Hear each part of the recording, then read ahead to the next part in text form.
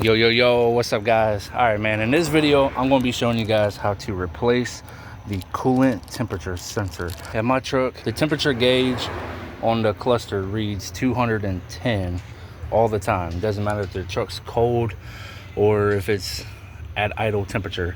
And the reason why it's reading inaccurate is because the temperature sending unit is bad, and it plugs into the side of the head, and there's a wire that goes up and plugs in right there. This one on the 350 Vortec goes in right here by the damn, dude, there's all kinds of chaos going on every time I film. There was no traffic until I started filming. All right, so you're going to need a 3/4 wrench, and right here is the coolant temperature sensor. And basically you just want to get your wrench on there. Kind of difficult, these big old freaking wrenches, but get it on there, crack it loose. Jeez, there's so much in the way. There we go. So just do that, spin the wrench around. Coolant will come out, but not a whole lot anyway. Well, I guess we're gonna find out. Now that it's loose, I want to go ahead and open the bag up, get that ready. All right. Hopefully, oh yeah, she is a match. Not really a whole lot of coolant came out, but go ahead and put this in. Oh wow, what the heck is going on?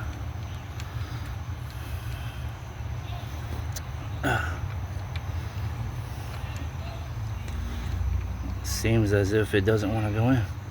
It's the right thread pitch. Maybe it's just not going that straight. Bro, what the heck?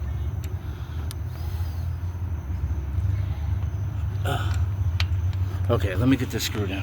All right, well, I got it started. It was kind of a pain. You gotta like push it and twist it at the same time, kind of like a pill bottle. But once you get it installed, just tighten it up. There is a stream of coolant that does leak out, so just make sure that you replace any amount that you lost. It should be all right. This does have red Loctite on it, so shouldn't have to worry about anything spewing out.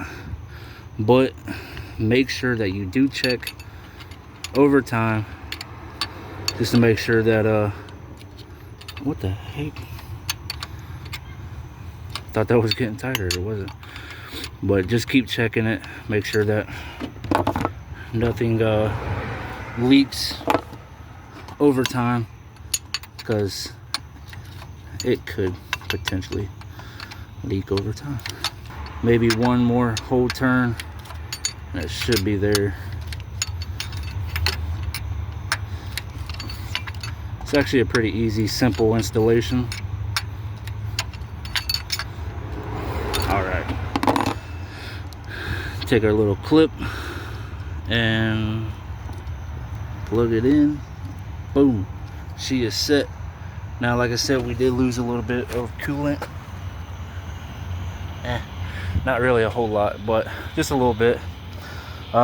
This one, I don't think it's bad, and there's no metal shavings in the coolant system, so that's good. And we do have super bright green coolant. Okay, thing doesn't want to come up now, but yeah, super bright green, good to go. If it was brown, oh my goodness, that means you need a flush. But seems how this doesn't really indicate that it's bad, I'm going to go ahead and keep it.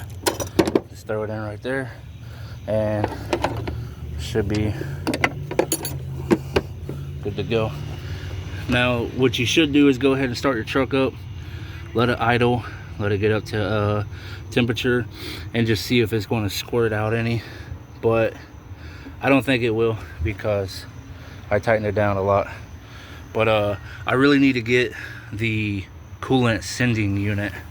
So it's this right here, screws into the head.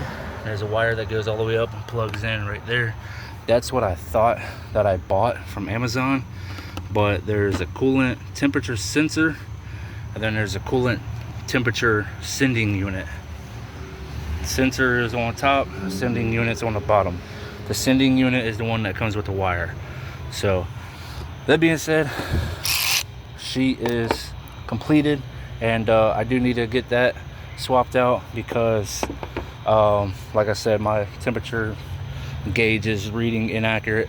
But if you guys like this video, go ahead and give it a big old fat thumbs up. Let me know what you guys think in the comment section below, and I'll see you guys in the next video. Peace.